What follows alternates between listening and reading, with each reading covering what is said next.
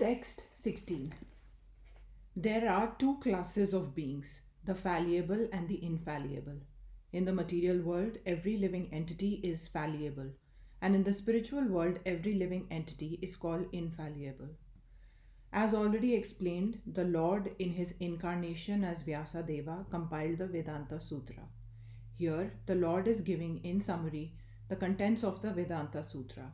He says that the living entities, who are innumerable, can be divided into two classes, the fallible and the infallible.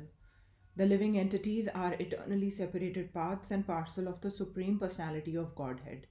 When they are in contact with the material world, they are called Jiva Bhuta, and the Sanskrit words given here mean that they are fallible. Those who are in oneness with the Supreme Personality of Godhead, however, are called infallible. Oneness does not mean that they have no individuality, but that there is no disunity. They are all agreeable to the purpose of the creation. Of course, in the spiritual world, there is no such thing as creation.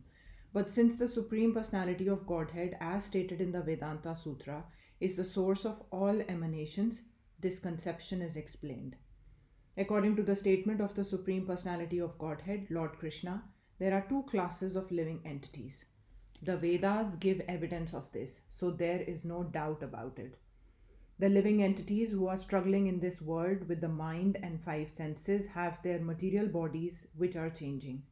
As long as a living entity is conditioned, his body changes due to contact with matter. Matter is changing, so the living entity appears to be changing. But in the spiritual world, the body is not made of matter, therefore there is no change. In the material world, the living entity undergoes 6 changes: birth, growth, duration, reproduction, and then dwindling and vanishing. These are the changes of the material body.